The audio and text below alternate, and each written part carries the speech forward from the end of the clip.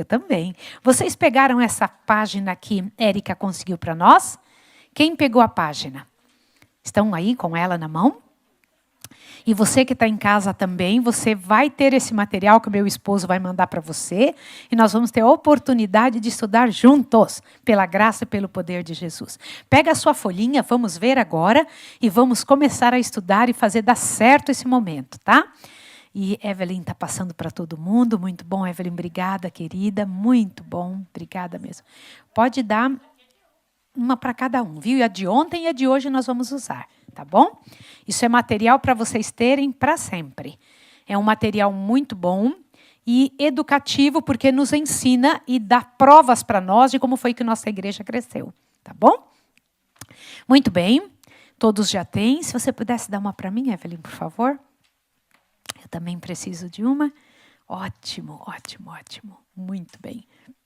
Que prêmio, que privilégio nós temos de ter essas informações. Obrigada, preciosa. Muito bem. Gente, nós estamos estudando a identidade da igreja de várias maneiras, em vários pontos diferentes. Dá uma olhadinha nisso aqui que você tem na sua mão, tá bom? Quero que você olhe para cá. É uma cópia disso que você tem na mão. O que é isso? É a história da igreja, o livro do Apocalipse, ali colocado em datas. Combinado? Veja bem o que é isso para que você possa compreender. Gente, antes dessa época aqui, vamos dizer que aqui é o ano 1 e aqui o ano 100. Todo mundo consegue pegar isso aí direitinho? O ano 1 é ali quando Jesus nasceu, tá certo? Tá claro para vocês já? Atrás disso, antes disso, viveu uma multidão de gente. Noé, Moisés, Davi, Daniel, Adão, todo mundo viveu antes dessa data. Conseguem entender? Tempo antes de Cristo e tempo depois de Cristo, tá certo? Então vejam agora essa parte importante. A igreja de Deus passou por algumas situações, que é isso que vamos estudar agora. E eu preciso de 200% de atenção agora para vocês entenderem algumas coisas. Olhem bem. A igreja que Jesus deixou aqui, a igreja era pura. Por que a igreja era pura nesse início? Observem agora aí no papel que vocês têm. Oi, Arthur, que bom que você veio. Muito bom. Por que a igreja era pura no início? Vocês podem me dizer? Por que vocês acham que eu escrevi pureza aí do ano 1 ao ano 100? Por quê? Arrisquem dizer, pode dizer. Por que vocês acham que a igreja era pura? Não tinha nada... Não tinham modificado. E por que não tinham modificado? Você está certíssima. Sabe por que não tinham modificado? Porque os discípulos viviam nessa época. E eles não deixavam entrar nada na igreja que não fosse do Senhor. Mas quando morreu o último discípulo, a igreja continuou sendo... Era muito perseguida na época dos discípulos, sim ou não? Muito. Muito perseguida. Mas após a morte deles, Satanás, intensificou perseguição para tentar diminuir a quantidade de membros. Presta atenção agora nisso aqui. Como ele viu que não adiantava perseguir o povo de Deus, ele, no ano 313, arrumou um jeito de modificar a igreja. Ele falou, eu não consigo acabar com a igreja. O que eu vou fazer é colocar dentro da igreja coisas que não são corretas. Porque se eu conseguir colocar coisas erradas, eu destruo a igreja sem precisar matar ninguém. Qual foi a primeira coisa errada que ele enfiou dentro da igreja? Dá uma olhadinha aqui, o ano 300. O que começou a aparecer dentro da igreja de Deus? Espera aí, até essa data só se batizava adulto. No ano 300, começou-se a batizar criancinha. Vocês sabiam disso? Quem trouxe esse costume para dentro da igreja? Pagãos. Gente de fora que se convertia para a igreja, mas não se convertia totalmente. Gente, essa parte é importante demais. Quando a gente tem dentro da igreja gente não convertida, eles vivem aqui como se estivesse vivendo lá fora. E eles trazem costumes errados que aqui dentro estraga o resto. Imagina, batizar crianças. Mas era isso que eles faziam. Qual é o outro detalhe que entrou na igreja? Desde quando uma igreja cristã reza por mortos? Nesta data que vocês acabaram de ver, no ano 310, se começou a rezar pelos mortos. Quem trouxe esse costume para dentro da igreja? Os pagãos. E devagarinho foi entrando. Só que não bastou rezar para os mortos. O que eles começaram a fazer no ano 320? Esse é um costume da Igreja Católica. Mas na Igreja Cristã já existia isso no ano 310. Mas não foi a Igreja que inventou isso. Foi trazido de fora desse povo. E a Igreja que vinha retinho, gente, ó. Ela vinha aqui assim, ó, na pureza. Chega aqui, ela começa a cair. Por quê? Por causa destas coisas erradas. No ano 321 passou do sábado para... Qual outra coisa que entrou na igreja no ano 364? O domingo se tornou, no ano 364, o dia de guarda. Não era bíblico. Era um dia que eles aceitaram. E avante. No ano 421 começou-se a chamar Maria, recebeu o título de Mãe de Deus.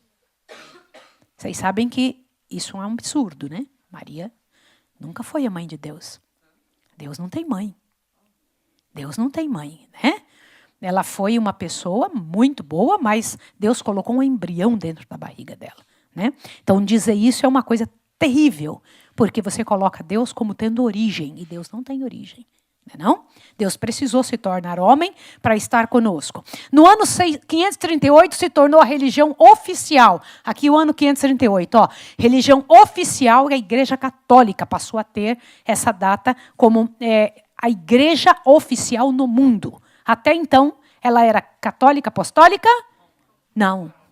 Cristã. Passou do ano 538 a ser católica, apostólica? Romana. O que continuou entrando na igreja? No ano 600 se rezou a primeira missa. Qual é o erro de se rezar uma missa? Qual é o problema? Por que nós somos contra a missa? A missa vem pronta, você não estuda. A missa, você se torna, você ouve, você responde. É isso mesmo. Você não participa, você só aceita. É assim que Deus pediu que fosse? Não. E tem um outro detalhe. Na missa, você tem que participar de algo que foi inventado aqui, ó, no ano 1215, a transubstanciação. O que é transubstanciação? O vinho se torna o sangue de Jesus. E o pão, que é a hóstia, se torna o corpo. Isso acontece mesmo ou não? Mas na missa se diz que Maria tinha poder de fazer um Jesus. Mas a missa tinha poder de fazer Jesus quantas vezes quisesse. Era só orar sobre aquele vinho e sobre aquele pão.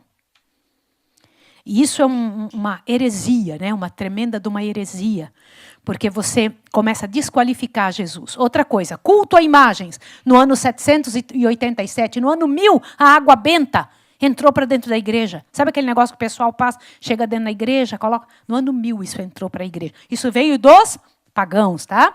Ali no ano 1090 o rosário entra. O celibato começou no ano 1123. Até então não existia celibato para os padres. Isso tudo era invenção humana. A igreja que vinha reta, ela foi caindo com todas as coisas erradas que foi entrando dentro dela. Agora a minha pergunta. Para ser igreja pura, não podia ter nada que não fosse do marido. Quem é o marido da igreja? Então, tudo que tem dentro de uma igreja para ser pura tem que ser do marido. Se fosse de outro homem, essa igreja ia ser chamada como? Prostituta, é como a Bíblia chama.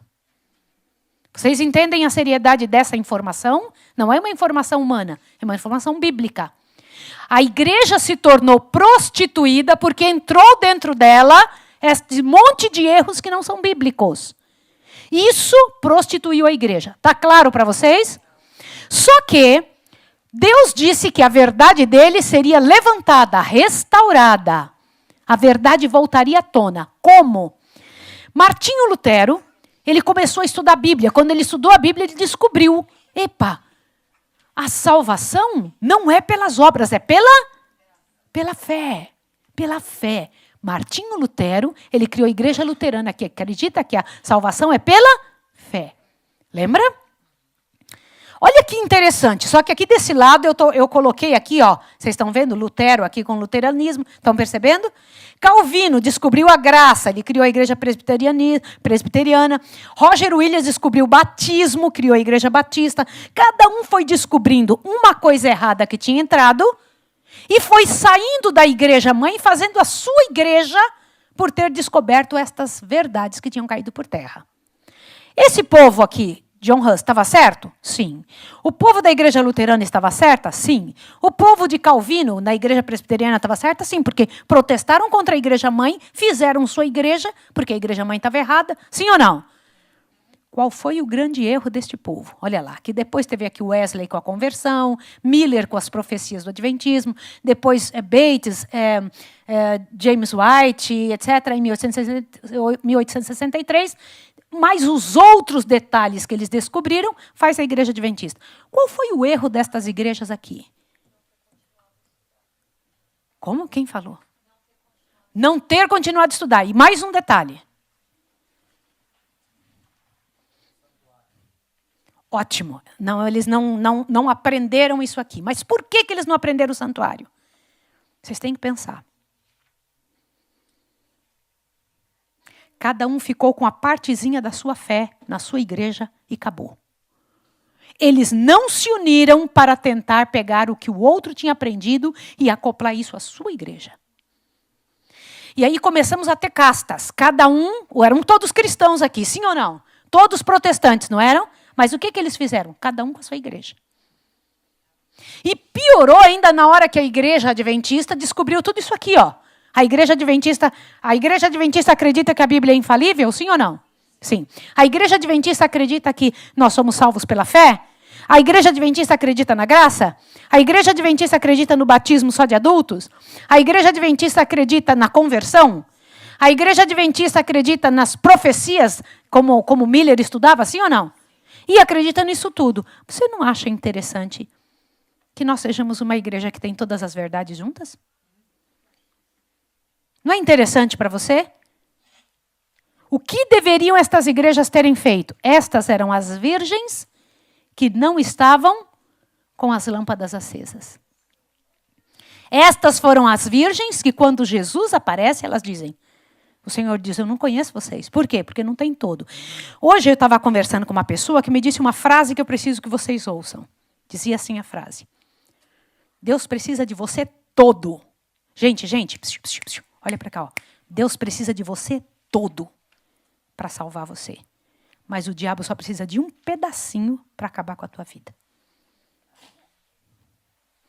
Que tanto vocês acham de erro que deveria e poderia ter na igreja para Deus não querer ela? Me digam para mim. 5% de erro é a igreja de Deus? Não. Eu não estou falando de pessoas erradas, tá bom? Eu estou falando de doutrinas erradas. 3% de erro na doutrina, Deus aceita? Não. 0,5%? Não. Isso aqui é o caso. Nós temos que pensar sobre isso, tá? Então, esse papel na mão vai te servir para você entender o seguinte. Lembra disso aqui? Que parte desta grande aí é esta pequena que você recebeu hoje. Tenta achar.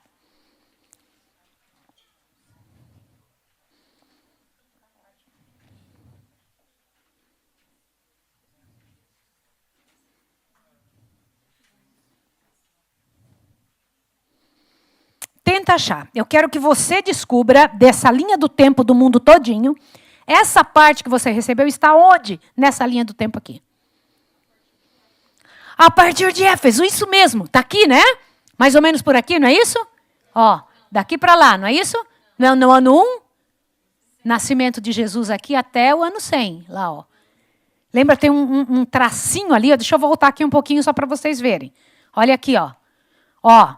Olha aqui onde começa, presta atenção. Aqui é o ano 100. Começou aqui, ó, com o nascimento de Jesus. Então, achem aí naquele grandão. Vamos embora. Achem aí no grandão agora. Perceberam? Este pequeno que vocês têm está daqui para cá, ó. É toda essa parte aqui, até o finalzinho. Combinado? Então, aqui vocês têm na mão hoje a explicação dessa outra parte. Apocalipse 2 e 3. Explicado, tá? Mas vamos ver um detalhe aqui agora, por favor. Qual é a parte mais importante de uma igreja? É a mensagem que ela dá. A parte mais importante de uma igreja não é receber as pessoas, cantar, orar. Não é estar com as pessoas como se fosse um clube. A parte mais importante de uma igreja é a mensagem que ela passa. Qual é a principal mensagem da igreja adventista? Foi o que nós falamos ontem, né? Então vejamos isso daqui agora. Qual vai ser o maior evento de todos os tempos? Vai ser a volta de Jesus. Nada pode ser comparado a isso. O céu todo está se preparando há 6.000 anos para fazer o maior evento, o mais apoteótico que vocês já imaginaram.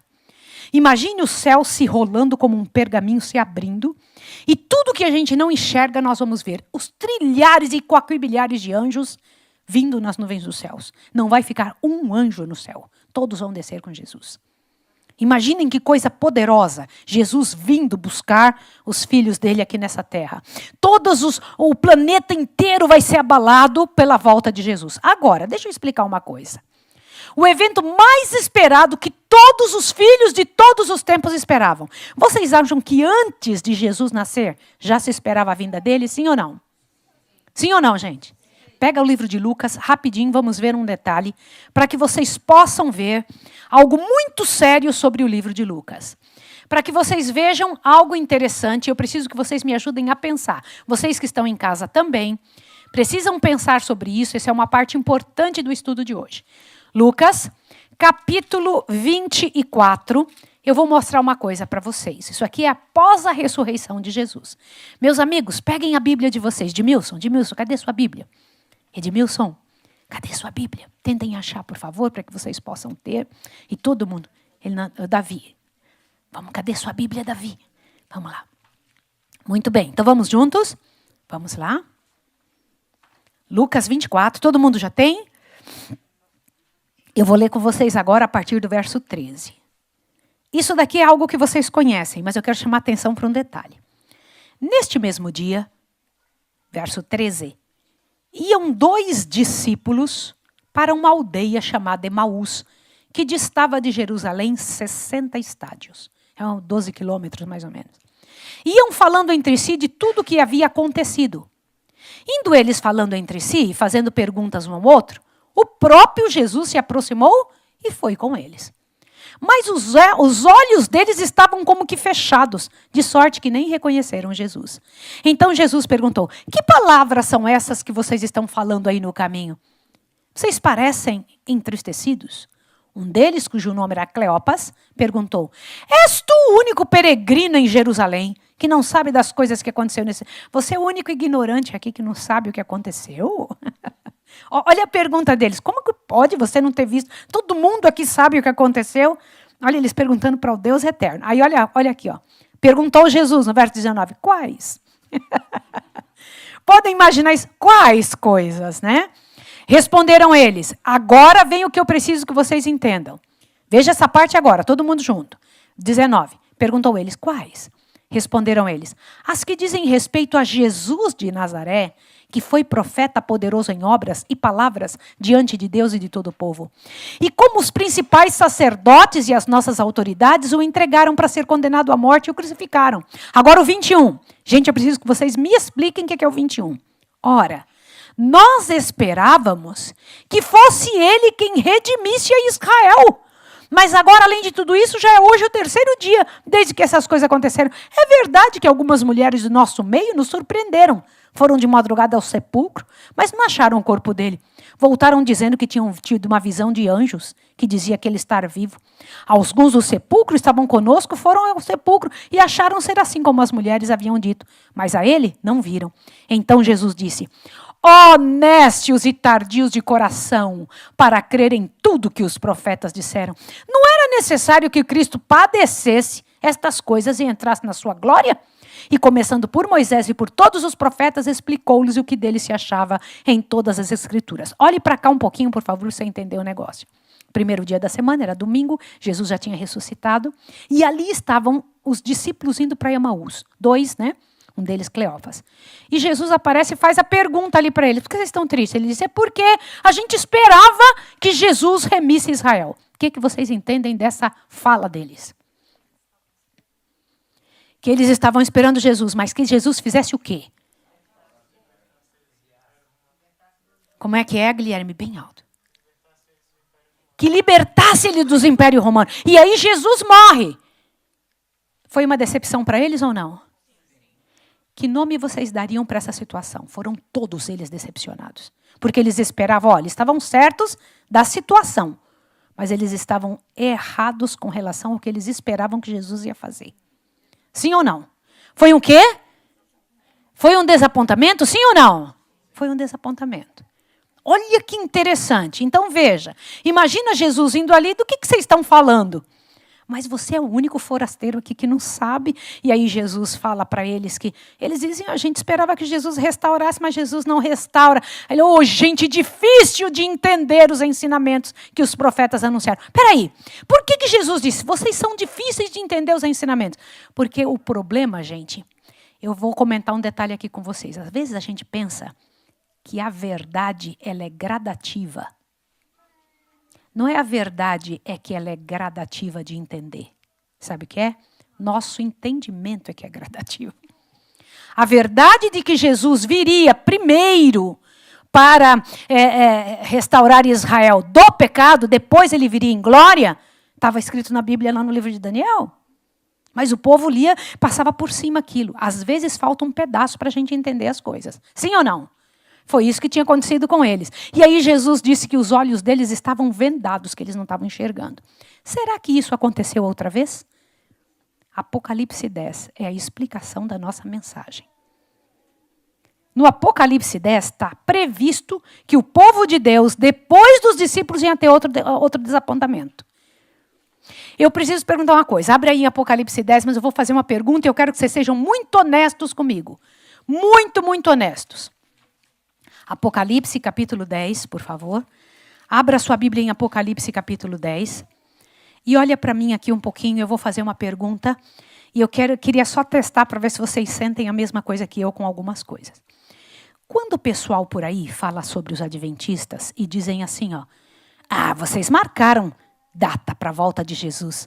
Vocês passaram por um desapontamento, um negócio muito feio. Uma multidão acreditou em vocês e foi todo mundo embora. Vocês ficam com vergonha ou não? Se sentem mal quando alguém fala isso? Quantos já ouviram essa fala dos evangélicos com relação a nós? Que nós marcamos data e que a gente tomou uma decepção imensa, todo mundo foi embora. Quantos já ouviram isso? Olha aí. Eu fico com vergonha quando alguém fala isso. A sensação que eu tenho é que eles estão desmerecendo nossa fé. E dá uma impressão muito ruim. Imagina, nosso povo marcou data e não funcionou nada. Diz que Jesus ia voltar. Uma multidão ficou esperando numa montanha. Jesus não voltou. E aí, o que aconteceu? A mesma... Oi? Parece que a gente está mentindo? Isso. Parece que é uma mentira. Na época dos discípulos, o que vocês acham que eles sentiram? A mesma coisa ou não? Eles estavam com o coração torcido. E os dois muito tristes. E pensando, e ali era a multidão toda nessa situação. Mas deixa eu explicar uma coisa para vocês. No última partezinha do livro de Daniel, capítulo 12. Gente, se tem alguém que eu quero sentar e conversar bastante é Daniel. Esses homens que viram o futuro, que viram o passado, que receberam mensagens, etc. Imagina como vai ser bom conversar com Daniel, né? E ele fala, puxa, mas eu vi você na minha visão. Vocês sabiam que eu acho que Sr. White, Adão, essas pessoas que viram o futuro, nos viram. Foi mostrado para eles todo o futuro. Vocês podem imaginar que coisa tremenda? Jesus, na hora que estava orando, ali um pouquinho antes de morrer, ele orou pelos discípulos, orou por si mesmo e orou por nós. Isso está bem claro ali no São João 17. E aí, quando a gente lê no Desejado de Todas as Nações, diz que Jesus orava por nós, diz que ele via, enquanto ele orava, os filhos de Deus dos últimos dias. Olha, imagina um negócio desse. Então eu fico imaginando Jesus me vendo, né? Mas Daniel, gente, no último momento de sua vida, o anjo chega para ele e falou bem assim, sela o livro. Que livro era que ele pediu que fosse selado? Daniel, sela esse livro. Só no tempo do fim ele vai ser aberto. Realmente o livro de Daniel foi lido só e estudado quanto? No tempo do fim. Foi ou não foi? Ninguém falava de Daniel. E hoje pouco se fala também, né? Se fala pouco sobre, principalmente Daniel 11. Daniel 11 ninguém estuda. Daniel 11, todo mundo fala das partes mais fáceis. Daniel 11 ninguém estuda. Então o que acontece, filhos? Era um livro selado. O próprio anjo falou, sela esse livro. Só que aqui vocês vão ver um livro aberto. E é o livro de Daniel em Apocalipse capítulo 10. Quando o anjo manda João, que era representante do povo de Deus, pegar o livro, falou, toma aqui o livro agora. Bem nesta época, que era a época do tempo do fim. Apocalipse 10 é o tempo do fim. Diz, pega esse livro, come. Como é que se come um livro? Você fala assim, eu comi. Como é que se come um livro, irmão?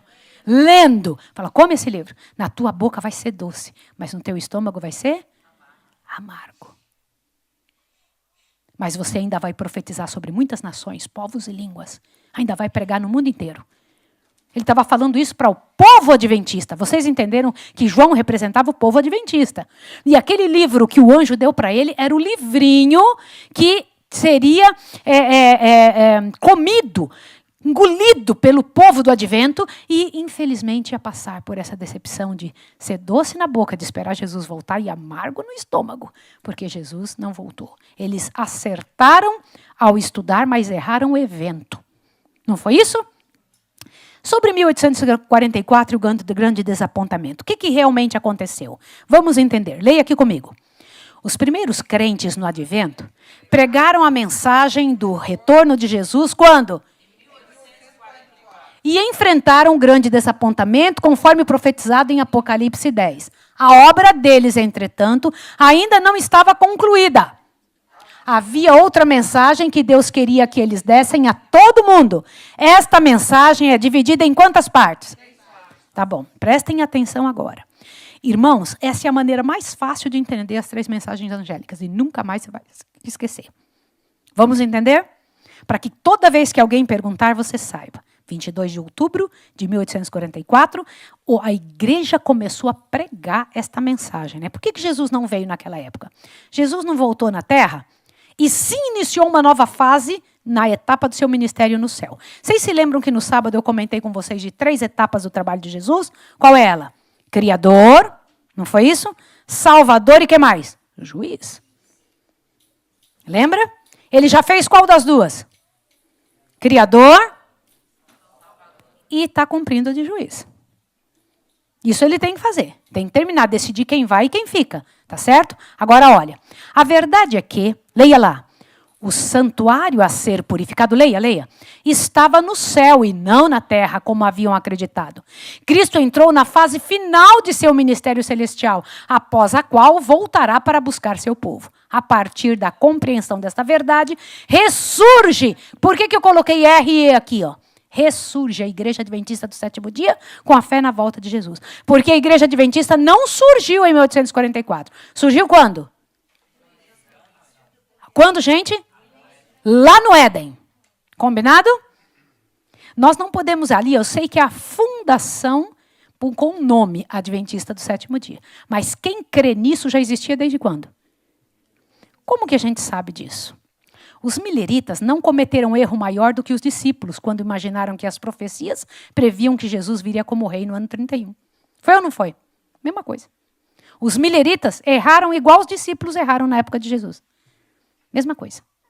Tá bom? Então a gente não pode brigar com os mileritas e nem achar que de alguma forma eles fizeram um pecado. Eles erraram na maneira de estudar. Olha aqui. 3 anjos e suas mensagens. Vamos entender agora? Que é rápido isso daqui, mas é muito interessante. O que elas significam para o cristão hoje? Se todo mundo entender isso aqui, vai ficar fácil de pregar. Vamos lá? Leiam o que vocês estudaram ontem. Leia aí. Em sentido especial, foram os adventistas do sétimo dia postos no mundo como vigias e portadores de luz. A eles foi confiada a última mensagem de advertência a um mundo a perecer. Sobre eles incidiu a maravilhosa luz da palavra de Deus. Foram incumbidos de uma obra da mais solene importância, a proclamação da primeira, segunda e terceira mensagens angélicas. Nenhuma obra há de tão grande importância. Não devem eles permitir que nenhuma outra coisa lhe absorva a atenção. O que vocês acham? Nós deveríamos estar sempre trabalhando em cima dessa mensagem? Sim ou não? Não é isso que diz aí? Quando foi a última vez que nós pregamos isso? Quando foi a última vez que você pregou isso? Nós não podemos deixar que nada absorva a nossa atenção. Isso deveria todo mundo ouvir. Como? Olha isso aqui agora. Primeira mensagem angélica. Apocalipse 14, né? Começa no verso 6. A primeira mensagem angélica, verso 6, proclama o evangelho eterno, a salvação através da justiça e graça de Cristo, seu poder justificador e santificador. O anjo anuncia que chegou a hora do juízo. Abre a sua Bíblia em Apocalipse 14. Vamos lá. Olha que interessante. Apocalipse 14 diz a seguinte informação. Olha lá. E eu preciso que vocês pensem bem nas palavras que vocês vão ler agora. Olha lá, Apocalipse 14, verso 6 em diante, diz assim. João dizendo, eu vi outro anjo voando pelo meio do céu, tendo o evangelho qual? Não é qualquer evangelho, eterno, para proclamar a quem? Aos que? A toda nação, tribo, língua. Olha para cá, alguém vai ficar fora disso?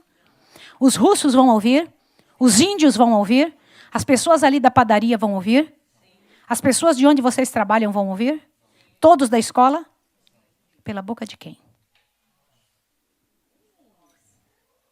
Vocês não tenham dúvida que eles vão ouvir. Aqui é dito que todos os seres humanos da terra. O que eles vão ter que ouvir? Primeira mensagem, verso 7. Dizendo com grande voz. Temei a quem? Não ao Buda, não a Shiva, não a qualquer outro Deus. Temei a Deus e dai-lhe glória. Porque é chegada a hora do quê? Ele disse que chegaria o momento que Deus ia começar. Chegar o juízo, a hora do juízo é que vai começar o juízo. Entenderam? A hora do seu juízo. E adorai aquele que fez o céu, a terra e o mar e a fonte das águas. Deixa eu te fazer uma pergunta. O chamado é para adorar a Deus como Criador. Aquele que fez a fonte das águas. Olha lá. Automaticamente coloca sobre o povo a responsabilidade de observar o dia que exalta seu auto criativo. Não tem como você falar que foi Deus que criou sem ir lá para o Gênesis. E quando você vai no Gênesis, qual é o dia que aparece como comemorativo da criação? Sábado. Para pregar a primeira mensagem tem que falar de 3 situações. Sábado, Deus como Criador e Deus como o ser que deve ser adorado. Vamos falar juntos? Para pregar a primeira mensagem, você tem que explicar o que para o povo? Deus como Criador. Você tem que explicar que foi Ele que criou. Então, é um trabalho direto contra o evolucionismo. Tá certo? Deus como Criador, a questão do sábado e a questão do quê? Falar que Ele é que deve ser adorado. Chegou a hora do juízo. Combinado? Olha isso aqui agora, presta atenção. As criaturas não podem honrar o Criador enquanto desprezam o mandamento de santificar o sábado, que o próprio Deus separou como memorial de sua criação. Não existe como alguém dizer que adora a Deus esquecendo uma parte. Por isso que eu perguntei para vocês. Quanto por cento, 1%, Deus aceita a religião com 1% errado? Aceita? Não.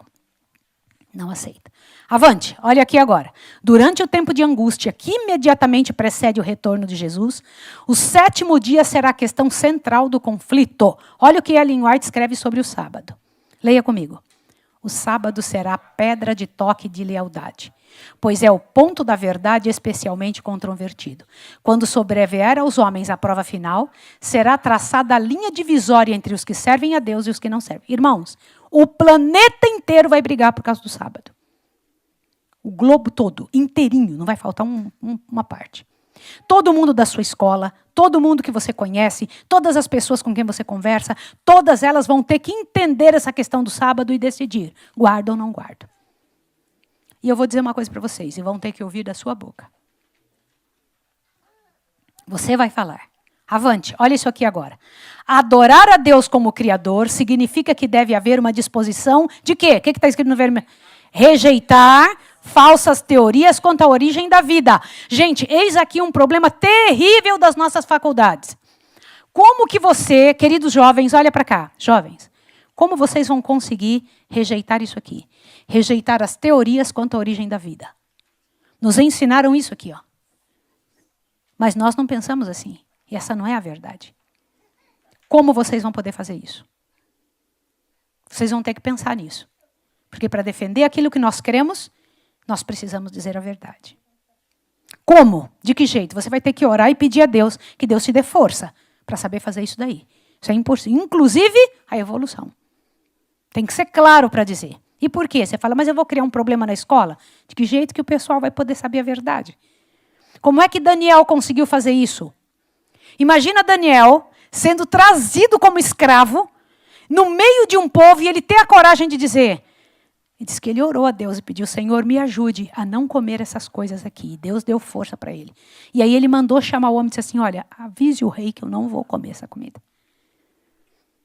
Qual de vocês tem coragem de fazer isso? Gente, era isso que eu quero. E Deus vai ter jovens assim.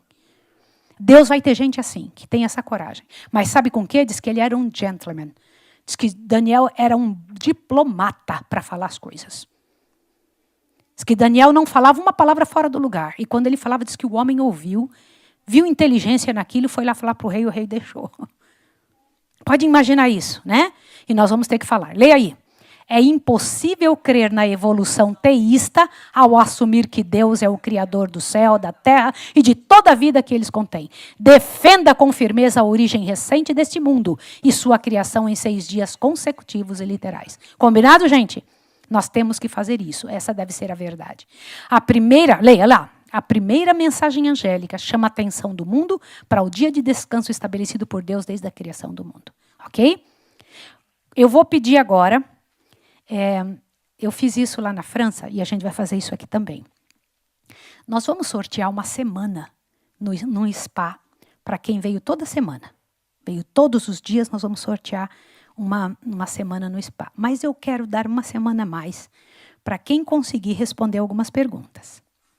Veja, deixa eu dizer um negócio para vocês. Isso aqui é importante demais você saber. Quais são os itens que a gente tem que saber explicar para as pessoas? Deixa eu só falar bem claro aqui. Isso só serve para quem está aqui na igreja, tá bom? Porque o pessoal ouve e fala, eu vou falar também, eu quero uma semana. Deixa eu falar com vocês. Quais são os itens que faz a gente conseguir explicar a primeira mensagem angélica? Quais são eles? Quero ouvir. Sábado, criação. Juízo. Deus único ser a ser adorado. Vamos falar juntos? Vamos colocar em ordem esses 4 itens? Vamos embora. Deus como Criador. Deus sendo adorado, que já é a mesma coisa como Criador. Sábado e juízo. Vamos falar juntos?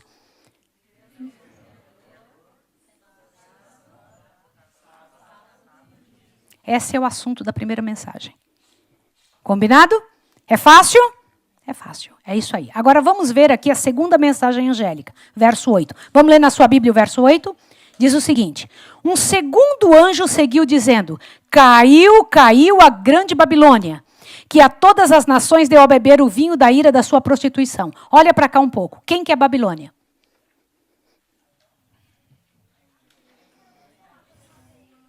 A palavra Babilônia significa confusão, mas quem é Babilônia que caiu? A igreja apostatada, por isso que eu dei esse papelzinho para vocês. Esse papelzinho para vocês mostra igrejas caídas. Vamos entender uma coisa aqui. Presta atenção para vocês entenderem. Olha lá. A quem é dirigido o tal do sair dela, povo meu? Porque essa mensagem é falada 2 vezes só no Apocalipse. É dito que essa mensagem vai ser pregada muitas vezes. Como? Leia aí. Devido à proclamação dessa mensagem, suceder cronologicamente a pregação do juízo na profecia, e devido às profecias às quais essa mensagem se aplica, já haverem sido outrora puras, Babilônia se refere a quantas igrejas? As igrejas que rejeitaram a advertência do juízo.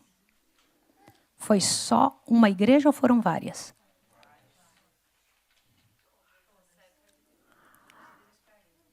Muito bem. Quantas igrejas, irmã? Todas. Menos uma. Eu sei que você tem medo de falar isso. Mas se você não falar, quem vai falar? A segunda mensagem, caiu a grande Babilônia, é repetida em Apocalipse 18:1. O povo de Deus que ainda está em Babilônia é chamado a sair dela. Gente, Deus fala, sai dela. Deus não fala, restaura essa igreja aí. Deus fala para fazer o quê? Sai dela, povo meu. Tem povo dele lá dentro? Por isso ele diz, sai dela. É para vir para onde? Para sair para ir para onde? Para cá. Muito bem. E como é que eles virão? Gente, para a maior parte das pessoas do mundo, você é a única Bíblia que o mundo vai ler. A maior parte do mundo só vai ter você e o teu comportamento, a tua vida, tua casa, teus filhos. E eu vou dizer uma coisa para vocês. Não é só o que você faz, é o que os seus filhos fazem. São como os seus negócios são geridos. Isso é muito sério. Olha lá. Sai dela, povo meu. Olha lá. Para que assim não seja culpado de participar de seus pecados e não receba as pragas que deverão ser derramadas sobre ela. Avante. Olha isso aqui agora. Portanto, leia aí comigo. Babilônia é constituída das igrejas que ensinam erros teológicos herdados pela igreja da Idade Média. Por que eu mostrei esse papel para vocês no início? Leia junto comigo isso. Portanto, Babilônia é constituída das igrejas que ensinam erros teológicos herdados pela igreja da Idade Média. Quantas são? Eu preciso contar um detalhe para vocês agora. Olhem para cá. Todo este material, sem tirar 1 grama, foi feito pelo pastor Ted Wilson. Vocês entenderam? Sim ou não? Isso aí é muito interessante. Por quê? Porque é exatamente como nossa igreja acredita. Sem sombra de dúvida. Sem nenhum detalhezinho fora. Olha o que mais. Presta atenção aqui agora. Olha lá. A segunda mensagem angélica fala para a gente fazer o quê? Declarar quem é Babilônia. É a mais fácil. A segunda mensagem angélica pede para a gente fazer o quê, gente? E quem é Babilônia? Todas as igrejas que absorveram erros da Idade Média. Pronto. Agora, deixa eu comentar uma coisa. O fato de alguém não saber que está errado torna essa pessoa perdida? Não. Pelo que ela sabe. E quantas pessoas vocês acham que têm chance de saber isso? Todas no planeta. Até mais ou menos uns anos atrás, era muito difícil ter uma Bíblia. Quantas Bíblias se pode ter agora? Quantas você tem em casa? Quanto acesso se tem à Bíblia hoje? Quantas Bíblias existem dentro da internet? Que quantidade você tem de todos os tipos, de todas as formas, para ouvir no carro, para andar para lá e para cá, para ler, e tem braille, para você ouvir, só de todo jeito. Sim ou não? Quanto de Bíblia vocês acham que as pessoas leem e ouvem? Gente, isso daqui é um teste. Tá bom. De tudo que existe para o pessoal ouvir na internet, quanto de Bíblia vocês acham que as pessoas ouvem? Muito pouco. Muito pouco. Essa não deve ser a nossa situação. A Bíblia será tirada da nossa mão. E não vai demorar muito. Ela será tirada outra vez.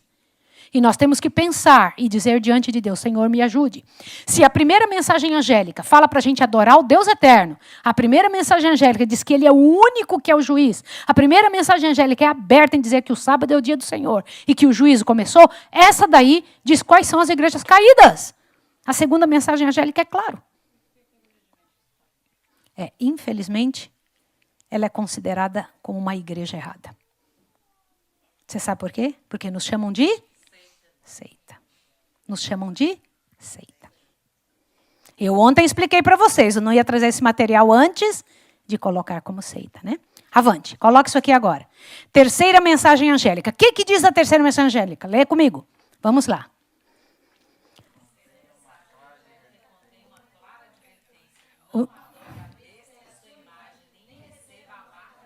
Ótimo. Agora, a terceira mensagem é a mais difícil. Por quê? Vamos ver ela no versículo 9.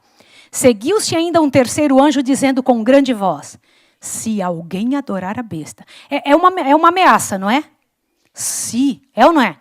Se alguém adorar a besta e a sua imagem, e receber o sinal na testa ou na sua mão, também o tal beberá do vinho da ira de Deus preparado sem mistura no cálice de sua ira. E será atormentado com fogo e enxofre diante dos santos anjos, diante do Cordeiro. Olha para cá um pouquinho. Vocês sabem o que é a ira de Deus? Por enquanto, gotas, Deus tem uma conta a acertar com o planeta. A quantidade de crianças que são mortas, a quantidade de gente que se vicia a outra, a quantidade de drogas que é colocada no mundo. E eu acho que algumas pessoas certamente vão receber uma paga muito maior, um pagamento maior pelo que fazem, né? uma pessoa que passa drogas para um filho da gente. Vocês podem imaginar que miséria é essa? É muito sério, para ganhar um dinheiro. Como que alguém tem coragem de fazer um negócio desse? Gente que vende órgãos de seres humanos. Gente, tem tanta atrocidade e miséria nesse planeta. Gente que vende o corpo de outra pessoa, que pega mulheres de um país, leva para outro, torna a pessoa... Para mim isso é um absurdo. É um nível terrível de maldade, né? Me diga aqui, todas essas pessoas têm uma conta a acertar com Deus. Quem vende um negócio por um preço errado, quem aproveita das outras pessoas, quem fala mal dos outros, gente que estraga a vida das pessoas, que traz medo, que traz angústia. Gente, imagine que conta os seres humanos têm com Deus. Que conta terrível. Deus tem uma ira a trazer sobre a terra. Por enquanto, só tem gotas caindo da ira. Agora, veja que aí é dito o quê na terceira mensagem angélica, no versículo 10. O que diz? Dá uma olhada o que o Senhor Deus comenta aí, versículo 10. Também o teu beberá do vinho da ira de Deus, preparado sem mistura de misericórdia, gente, no cálice de sua ira. E será atormentado com fogo e enxofre diante dos santos anjos, diante do Cordeiro. O que é isso? Dá uma olhadinha aqui. Vamos primeiro. O que é adorar a besta? Se você assim o fizer, o resultado será destruição.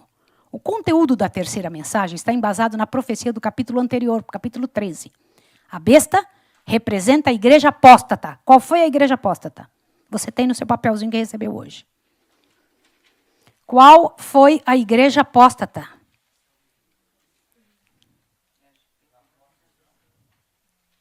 A igreja católica, apostólica, romana. Porque ela deixou entrar todas essas coisas dentro da sua religião. Era a que era para ser cristã, não é isso? A igreja apóstata. Avante, presta atenção aqui agora. O segundo animal nesse capítulo representa os Estados Unidos. No capítulo 13, nós temos dois poderes. A Igreja Católica e Estados Unidos, que darão a mão para terminar de perseguir a gente, correr atrás de nós e trazer um problema e colocar o domingo como dia de guarda, né? No grande conflito é dada uma definição clara da imagem da besta. De acordo com a profecia bíblica, está chegando o tempo em que nossa liberdade religiosa será... Vocês estão prontos para isso? Qual liberdade você tem de vir aqui para a igreja? Pensa. Toda? E se um dia você chegar a ouvir que não é para vir à igreja? Como você vai fazer? Você consegue fazer cultos em casa direitinho, sem problema? Quantas pessoas da sua família concordam 100% com a nossa fé? Quais serão os empecilhos que nós vamos ter? Daqui a uns tempos, esse lugar será fechado. Este local físico. Nós terminaremos a obra de Deus nos pequenos grupos. Sabe qual é o último lugar onde o adventismo será praticado? Qual o último lugar que o adventismo será praticado? Nas montanhas. Por isso o Senhor Deus disse que a gente vai ter que fugir para as montanhas. Último lugar. Nos lares é o último lugar. E quando a gente tiver que fugir? Montanhas. Você está pronto para isso? Você consegue sair da sua zona de conforto? Nós temos que pedir a Deus força para isso. Por isso, semana de oração. Nós temos que pedir, Senhor, me ensina, me dá coragem para isso. Para eu conseguir fazer. Porque, gente, não tem outro jeito. Você vai passar por isso. Todo mundo que está aqui, sem falhar um. Ou seremos o povo que vamos passar por isso, ou seremos o povo que vai perseguir quem vai passar por isso. Só tem duas posições. Olha isso aqui, ó, presta atenção. A marca da besta é a observância de um dia diferente do sábado bíblico. É uma instituição que claramente anuncia a autoridade da besta. Quem colocou o domingo como dia de guarda? Quem? A Igreja Mundial orgulha-se atrevidamente de ter mudado o sétimo dia instituído na criação. Outras igrejas revelam que guarda o domingo como um memorial da ressurreição de Cristo. Agora, por favor, leia isso aqui comigo. Leia. Isso aqui foi tirado da enciclopédia deles. O que está escrito aqui? Nós, os católicos romanos, guardamos o domingo em lembrança da ressurreição de Cristo. E por ordem do chefe de nossa igreja, que preceituou tal ordem de o sábado ser do Antigo Testamento e não obrigar mais no Novo Testamento. Avante. A igreja, após trocar o dia de descanso do sábado dos judeus, ou o 7º dia da semana para o 1º dia, fez 3º mandamento que se refere ao domingo, seja mantido sagrado como o dia do Senhor. É a enciclopédia católica que está escrito isso. A gente não precisa dizer. Na verdade, nós temos uma série de informações que dizem isso. Leia isso aqui. Qual um efeito poderoso? Leia comigo. Líderes religiosos apóstatas não serão capazes de refutar a evidência bíblica da santidade do sábado como o dia de descanso. E isso os encherá de ódio. Como que você enfrenta quando alguém está chateado com você? Qual é o jeito que resolve quando alguém fica bravo contigo e você sendo inocente? Eu preciso fazer essa pergunta para vocês. Como você resolve quando alguém é injusto contigo? Como você resolve quando você não gosta de uma pessoa? Ou quando uma pessoa não gosta de você? Como você resolve?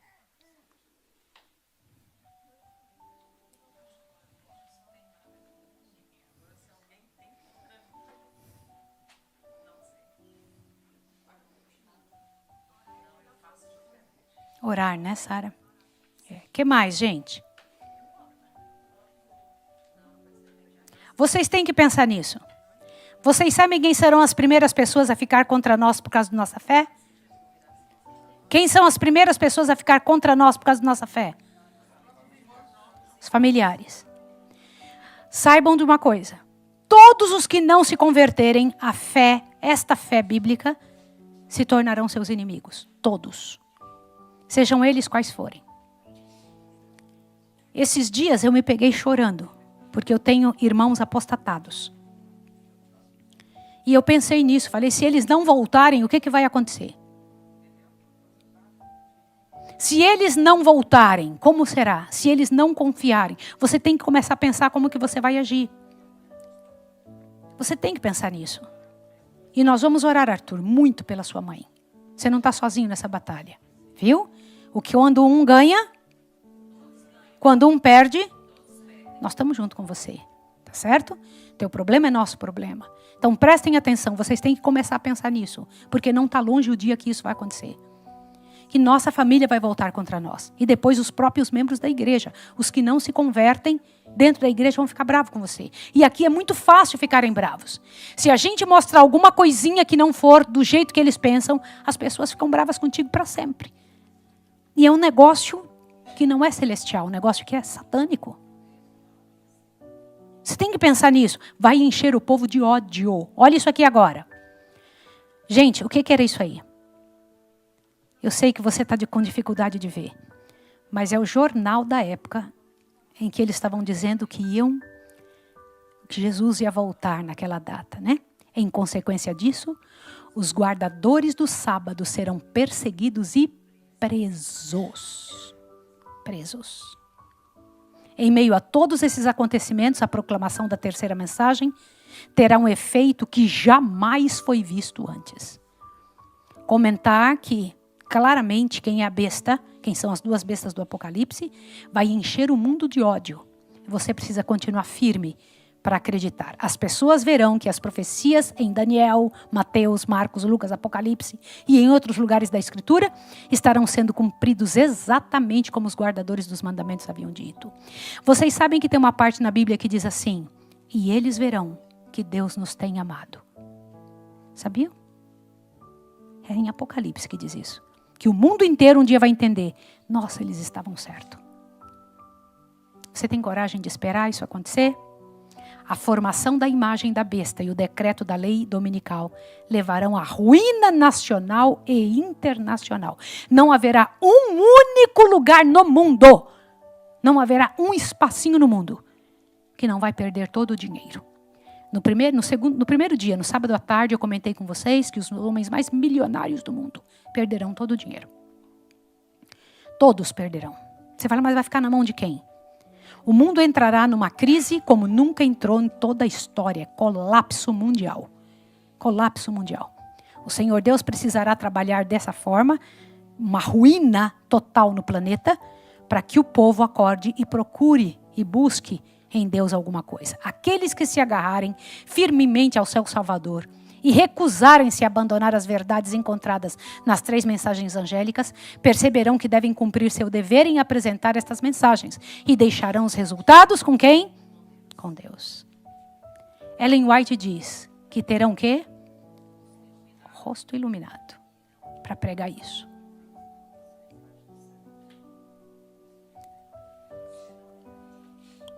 Que serão realizados prodígios, os doentes serão curados. E sinais e maravilhas seguirão aos que? Aos crentes. Assim, conforme expressa a profetisa, os habitantes da terra serão levados a decidir-se. Os habitantes da terra vão se decidir através do quê? Quando nós começarmos a fazer o quê? Leia de novo isso aí. Como é que é? Por que anteontem eu falei isso para vocês? Leia de novo. Ellen White diz que terão o rosto iluminado. Irão de um lugar para outro para proclamar a mensagem do céu. Que serão realizados. E os doentes serão. E sinais e maravilhas seguirão os crentes. Assim, conforme expressa a profetisa, os habitantes da terra serão levados a fazer o quê? Vão ficar vendo o que você faz. Vão vendo a atitude de Deus em você. A maneira como você vai agir. Gente, falta muito pouco. Quase nada. Quase nada para isso acontecer. Não vai dar tempo de você esquecer o que a gente está falando aqui. A hora é agora de você tomar uma decisão em nome de Jesus. Dizer, Senhor, me envolva nisso. Vai te custar tudo. Vai custar tudo de nós. Nenhuma pessoa vai poder ficar fora disso. Vai te custar. Olha isso aqui agora. Esse é o futuro fascinante ao qual você e eu temos sido chamados. Qual futuro? O Deus eterno, trabalhando pela sua vida, fazendo funcionar a sua história. Me dá esse daqui, por favor, meu bem, ó. Me dá esse aqui. É muito importante que vocês pensem sobre isso. Nossa tarefa é ajudar a concluir a grande obra de Deus, proclamando essas mensagens poderosas. A sua tarefa. Você está ali, onde você está trabalhando, e o inimigo colocou na sua cabeça que você está lá porque você precisa comer. Quem te sustenta não é o teu patrão. Não é o cheque do seu patrão. E nunca foi. Eles é que foram tocados para sustentar você. Você pode muito bem pensar assim, não, mas se eu não comer, eu não vivo. Não confie no seu braço. Quem sustenta você é Deus, você é do Senhor. Você está ali para pregar essa mensagem, para salvar aquelas pessoas. Peça a Deus, Senhor, me dá um jeito de falar isso para essas pessoas. Fala, mas aqui não pode. Então, o que você está fazendo aqui? Você acha que Deus não tem um jeito de salvar essas pessoas da Bélgica? Tem ou não tem? Por que Ele te ensinou a falar essa língua? Ah, para você ganhar dinheiro e comer? Não foi. Deus te deixou aprender a falar a língua deles, para você poder falar na língua deles as verdades do Senhor. Somente seremos capazes de completar qualquer coisa se confiarmos plenamente em Jesus e sua justiça, bem como no poder do Espírito Santo. Você vai precisar fazer isso. Peça a Deus que Deus te ajude lá onde você está para conseguir fazer a coisa acontecer. Deus está preparando você e eu para algo singular e extraordinário que ocorrerá em breve. O derramamento da chuva serôdia. Irmãos, o derramamento da chuva serôdia vai amadurecer o que tiver dentro de você. Eu preciso falar essa frase agora. O que tem dentro de você? Isso será amadurecido. Seja bom, seja mal. Porque a chuva serôdia vai amadurecer. Como assim? É isso mesmo que você está ouvindo. A chuva serôdia amadurece o que está dentro. O que é que está dentro? Se é bom, vai ser isso que vai sair fora. Agora, se for ruim, você ficará de que jeito? Pior ainda. Por isso que o Senhor Deus diz, quem pratica a justiça, continue na prática da justiça. Quem pratica o que é mal, continue na prática do que é mal. Porque a chuva serôdia vai revelar, vai fazer crescer o que está dentro do coração. Olha lá, o derramamento da chuva serôdia do Espírito Santo. Para que assim sejamos reavivados e estejamos prontos para proclamar com intrepidez estas mensagens maravilhosas. Deus está transformando corações daqueles que ouvem estas maravilhosas mensagens proféticas. Aqueles que precisam tomar uma decisão ao lado de Cristo, né? Que privilégios comunicarmos essa mensagem profética e humildemente pedirmos que Deus nos reavive e nos reforme através do poder do Espírito Santo. Por isso eu quero pedir para você, lute. Não tem como você orar e Deus não ouvir. Seja o que for que te torna ruim, tudo o Senhor Deus pode fazer na sua vida. Lute, lute, lute. Em nome de Deus, lute. Faça por onde? Busque o Senhor como nunca você lutou antes. Lute. Em nome de Jesus, lute. Lute em casa. Lute para fazer o culto. Lute para buscar ao Senhor. Lute para deixar as coisas que Deus não se agrada. Lute. Nossa verdade é eterna, gente. Nós somos o povo que tem o que o mundo precisa. Leia comigo agora. Nenhum homem vai orar por muito tempo e continuar em pecado. Gente, eu preciso que todo mundo leia isso. Gente, leia isso aqui agora. Nenhum homem vai orar por muito tempo e continuar em pecado.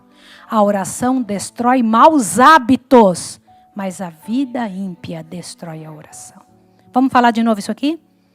Nenhum homem vai orar por muito tempo e continuar em pecado. A oração destrói maus hábitos, mas a vida ímpia destrói a oração.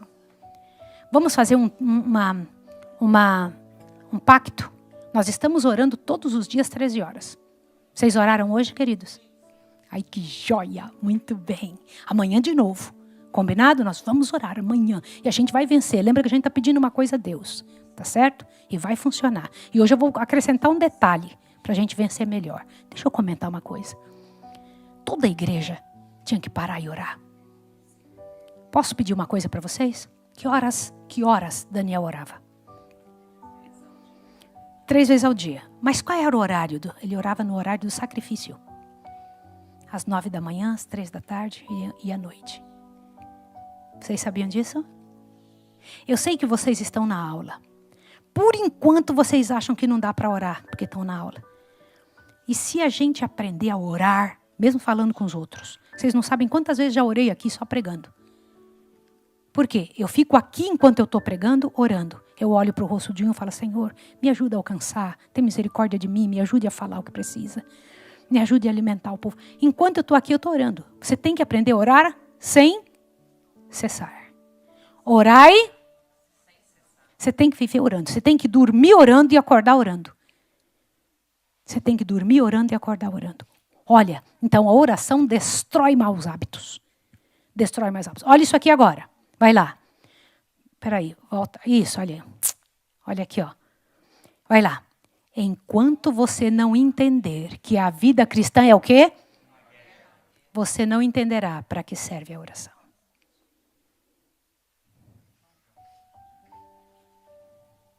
É uma guerra. Você está na guerra. Não tem jeito. Você tem que fazer dar certo. Olha esse aqui agora.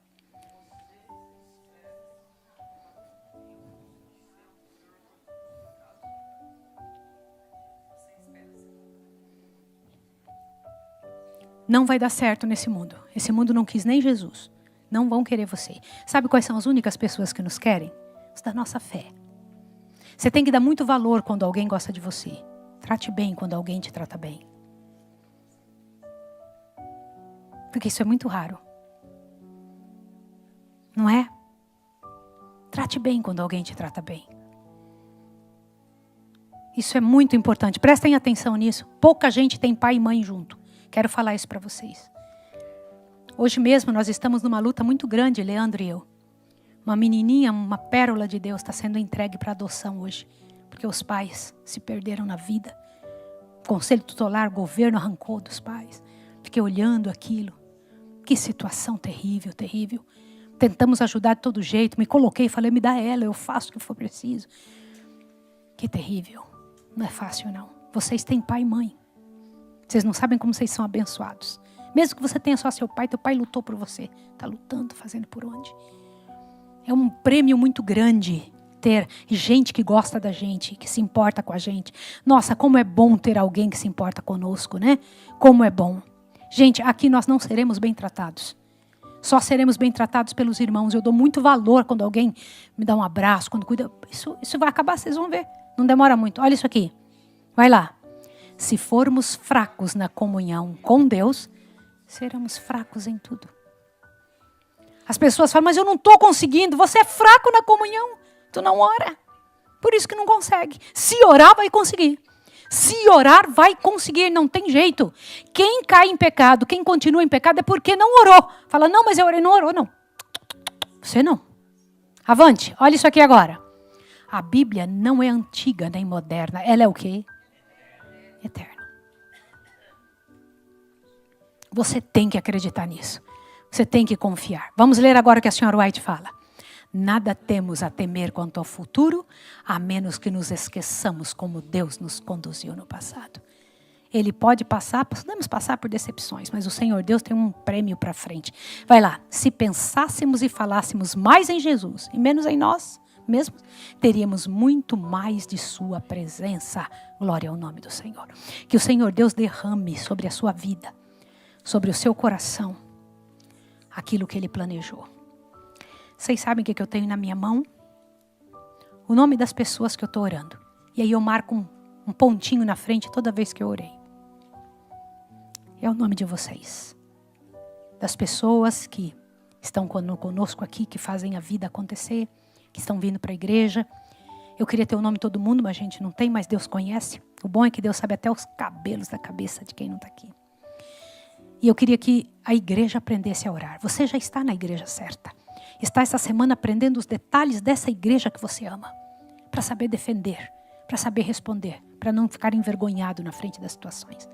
Mas vai precisar de muita força quando te enfrentarem. E vai ser um enfrentamento real. E nós vamos precisar pedir a Deus que Deus faça isso. E é hoje à noite. Alguém que tenha algum pedido especial, não precisa dizer o que é. Só levanta a mão. Hoje eu perguntei para todos os meus jovens. Vai lá, estamos juntos. Ok, eu também tenho um pedido especial essa noite. É especial o pedido que eu tenho no meu coração. Não tem como a gente pedir e Deus não resolver. Estamos juntos, Cauã. Viu? Estamos juntos, Mateus. Tem mais algum dos jovens que tem algum pedido especial? Tu, Ana Luísa, você pediu, não é? Levantou a sua mão, estamos juntos. Deus estará conosco, nos fará aquilo que... Lembra o que nós estudamos ontem? Quando 2 ou 3 pedirem juntos, ele falou, eu concordo no céu. Tá? Vamos ajoelhar e orar? Vamos lá. Vou deixar vocês orarem um tempo. Aí depois eu vou orar, tá certo? Clamem ao Senhor. Peça a Deus, para você gostar de orar. Peça, Senhor, me ajude a orar, me ajude, me dê gosto por orar. Fale com Deus.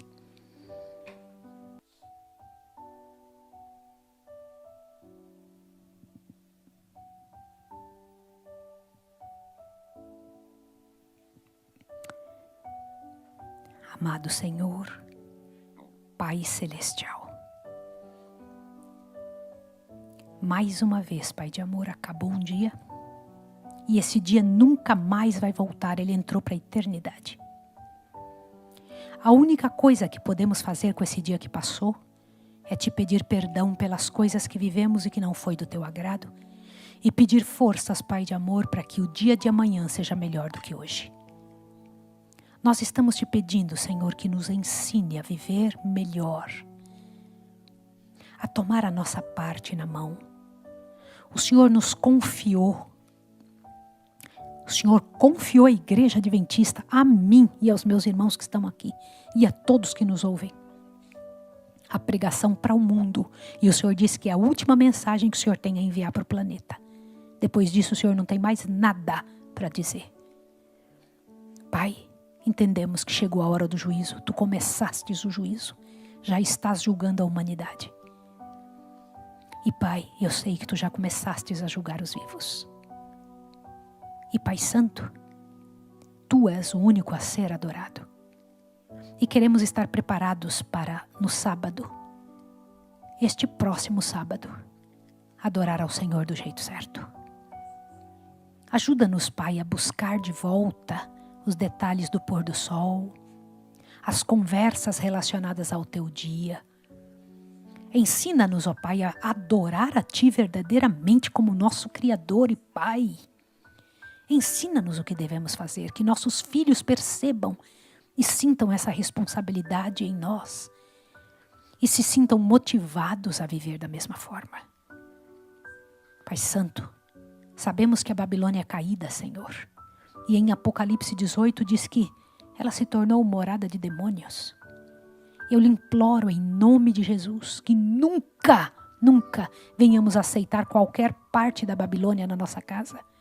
Seja em hinos, em músicas ou conceitos e principalmente em doutrinas deles, Pai. Mas que a gente vá até eles levando a mensagem da salvação. Amparando, porque o Senhor disse que o Senhor tem povo teu. O Senhor disse, sai dela, povo meu, o Senhor disse. O Senhor tem muito povo teu nas religiões, Pai. São pessoas tão boas. Clamo a Ti, Senhor, por estas pessoas e nos envia a elas, Pai Santo. E eu bem sei, Pai, que os dois poderes, as duas bestas estão unidas. E que agora, Pai de amor, nós estamos esperando o momento em que a chuva serôdia cairá. E eu sei que a chuva vai, esta chuva, Senhor, amadurecer o que tiver por dentro. Eu lhe imploro, Senhor, que nós venhamos a limpar o vaso para a chuva serôdia entrar, Pai de amor, e poder fazer o grande trabalho que o Senhor tinha planejado nos fazer nascer. Que é o grande, o profundo trabalho de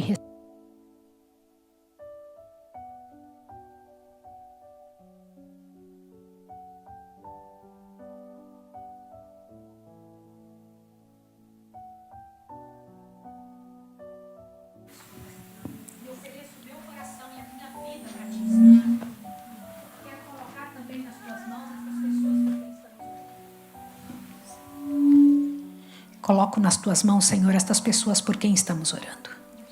Pai, toca na vida da Alice, Senhor. É em Tuas mãos que eu quero colocar a Alice, Pai Santo.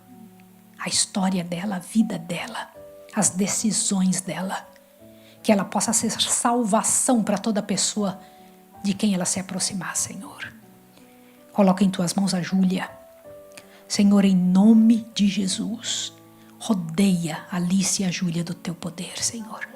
Fortalece ela de maneira que ela se sinta totalmente tocada, envolvida, compromissada por Ti, Senhor, para andar nos Teus caminhos 100%. Coloca o Cauã, Senhor, como um jovem de Tua igreja, um homem da Tua igreja. Eu lhe imploro, Pai de amor, que o Cauã seja respeitoso com Rebeca. Que ele possa, Pai de amor, ser um exemplo em nome de Jesus. Que ele possa, pela graça e pelo poder de Jesus, honrar o Teu nome. E que seja um servo Teu, Senhor, que tome a palavra nas mãos, Pai, que consiga pregar as Tuas verdades, Pai de amor, aonde for. Em Tuas mãos entrego a Dudinha, Senhor. Eu louvo o Teu nome por ela, pelas coisas que o Senhor já fez na vida dessa menina. Ela tem um testemunho de vitória, de qual todos nós participamos, e eu quero Te entregá-la mais uma vez nas Tuas mãos, Senhor. A Evelyn, Senhor, louvo o Teu nome pela Evelyn. Ela tem sido um apoio e força para a amiga dela, Senhor, e eu Te peço que em nome de Jesus o Senhor ajude que Evelyn seja uma força e coragem como ela precisa ser. Que ela seja um orgulho para os pais, que ela tome decisões sábias. Rodeia, Pai de amor, Evelyn, Senhor, por todos os lados, como o Senhor mesmo disse relacionado a Jó, que o Senhor rodeia Teus filhos e protege, Pai de amor. Em Tuas mãos eu coloco Davi. Meu Deus, em nome de Jesus, fortalece esse rapaz. Ajuda para que os nossos meninos, nossas moças, nossos rapazes aqui dentro possam ter vida, Senhor. E Davi, nós temos 3, Pai de amor, Davi, David.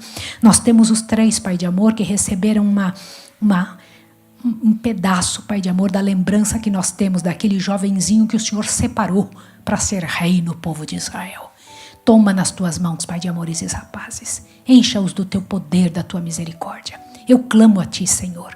Não permita que eles falhem, Pai Santo, sem serem levantados. Ajuda-os para que sejam levantados por Ti. Que se tornem uma bênção, um pregador para Ti, Senhor. Em Tuas mãos eu coloco a outra Rebeca. Eu peço que o Senhor, em nome de Jesus, a fortaleça, a encha de poder e de graça. Senhor, ajude, Pai de amor, aquela moça com um olhar tão doce e tão bondoso. Ajude para que ela seja uma bênção com a sua família, com seu irmão, com as pessoas relacionadas à sua casa. Ajude para que ela seja uma bênção para a igreja, para o Teu reino. Em tuas mãos eu coloco o Danilo. Pai, de forma muito especial, Danilo tem vindo e ouvido todas as mensagens. Que esta seja a semana de decisão do Danilo, Senhor. Que ele se una ao nosso povo, que se entregue a Ti e que nos ajude a pregar esta mensagem, Senhor. Que faça um grupo de jovens aqui dentro, valorosos, Pai de amor, para o louvor do Teu nome. Te entrego a Luísa, Pai. Abençoa a Luísa, encha ela de força e poder. O Senhor conhece o que vai no coração, o Senhor sabe as lutas dessa menina, o Senhor sabe as situações que ela passa, as raízes que ela traz. Em nome de Jesus, ajude essa moça. Fortalece ela para o louvor do Teu nome. Guilherme, Senhor, mais um pregador, Pai de amor, que eu quero que o Senhor se levante entre nós. Abençoa Guilherme, Senhor. Dê para ele toda a atenção que ele precisa, desejo, fome. Que estes jovens tenham fome da Tua palavra. Tenham um desejo de Te buscar. Que eles sintam, Pai de amor, incomodados até buscar a Ti. Então eu te peço que o Senhor faça isso com eles. Que em nome de Jesus, Edmilson, Senhor, seja uma bênção. Eu lembro como os pais falam tão bem desse rapaz. Ajude Edmilson, Senhor. Fortaleça ele, ajude que ele seja um pregador Teu. Força para o Teu evangelho. E eu te entrego também o Arthur, Pai Santo. Ele comentou aqui que a mãe está afastada. Pai, o Senhor é o que traz, é o Senhor que resgata, é o Senhor que faz a vida funcionar. Abençoa Arthur, para que ele seja um testemunho vivo para a mãe dele. Organiza a vida dele nas coisas que nós já estivemos estudando juntos aqui, nos pequenos detalhes que o Senhor pode transformar numa multidão de coisas dentro do coração desses jovens. Nos ensine, Pai. Em Tuas mãos eu coloco o Rafael, eu sei que hoje ele não pôde vir. Abençoa o Rafael onde estiver, Senhor. Dê fome para ele das coisas do céu. Dê para ele vontade de estudar as coisas de Deus. Senhor, que ele seja uma bênção para o irmão dele, para o pai. Que ele seja uma bênção para a mãe. Que ele possa resgatar a família para o louvor do Teu nome. A Ana Júlia, Senhor, abençoa a Ana Júlia. Fortalece ela, Senhor. Enche ela de graça, de força, de ânimo, de coragem para as coisas funcionarem segundo o Teu modelo. Ajuda a Ana Júlia, Senhor, que ela seja uma torre forte no meio das outras meninas. Mateus, Pai de amor, que em nome de Jesus, Mateus possa levantar-se como estandarte, Pai, no Teu reino. É como filho para o meu coração também. Abençoa Mateus, Senhor. Fortalece o Mateus, encha-o de graça, de poder em nome de Jesus. Em Tuas mãos entrego a Manuzinha. Abençoa Manu, Senhor. Que ela está bem naquela idade, Pai de amor, em que as grandes decisões são tomadas por uma moça. Ajuda ela a tomar as decisões corretas. Que os Teus anjos, Pai de amor, sejam enviados com poder e força. O Senhor disse que quando a gente pede isso relacionado a um filho, o Senhor não tem como deixar de atender. Então eu te peço que Manu seja fortalecida. Coloca em Tuas mãos o Vinícius, Pai, em nome de Jesus. Abençoa Vinícius, para que ele possa ser abençoado, força para sua mãe, para que ele respeite, Pai de amor, as outras moças, para que ele seja abençoado e fortalecido na graça de Jesus.